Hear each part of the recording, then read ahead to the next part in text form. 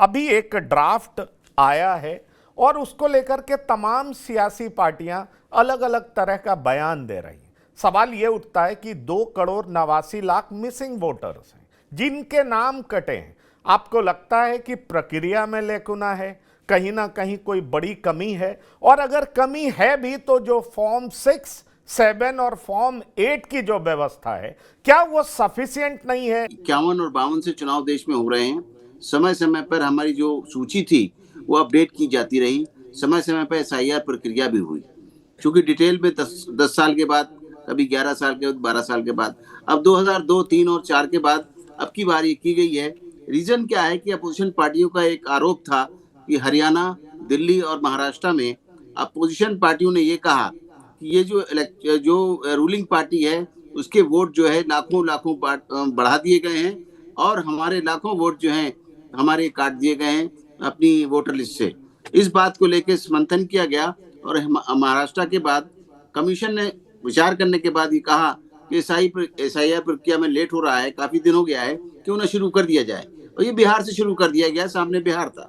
आपको याद होगा इसी तरह से हमारी जो वोटर मशीन आई थी ईवीएम, वो 2004 में शुरू हुई थी, कांग्रेस की गवर्नमेंट थी उस वक्त। ये केरला सामने इलेक्शन था स्टेट का, तो केरला से ये शुरू हुआ था एक्सपेरिमेंट और पूरे देश में हुआ। इसी तरीके से एसआईआर की जब अभी बात हुई तो सामने बिहार था, बिहार में हुआ। और बिहार के अंदर आपने सुना होगा कि 65 लाख वोट काटे गए।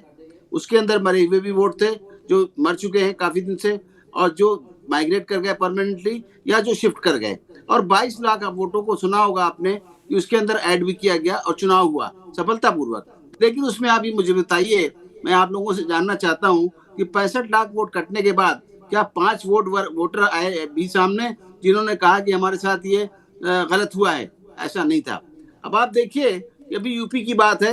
यूपी सबसे बड़ा देश का सबसे बड़ा प्रदेश है। इसके अंदर सबसे ज्यादा वोटर हैं। इसके प्राइम मिनिस्टर भी यहाँ से भी हैं और यहाँ से हमेशा प्राइम मिनिस्टर चुने गए हैं। और ये बड़ा सेंसिटिव स्टेट भी है, कहा जाता है जो डोमिनेट यहाँ करता है वही सेंटर में राज करता है। अब आप देखिए कि ये भी कहा गया, बीच में आरोप लगाया गया इलेक्शन कमीशन के ऊपर कि भाई इन्होंने टाइम हमको ज्यादा नहीं दिया। मैं एक चीज जानना चाहता हूँ अपोजिशन पार्टी से भी और बीजेपी से, सभी से, ये बताइए कि आपका काम है शासन चलाना, आप अपना शासन चलाइए।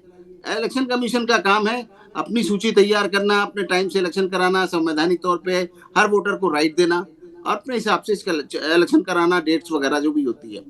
और जब हमारी प्रक्रिया है तो उसमें ये लोग क्यों बीच में आ रहे हैं? इस बात को भी आगे पीछे करिए।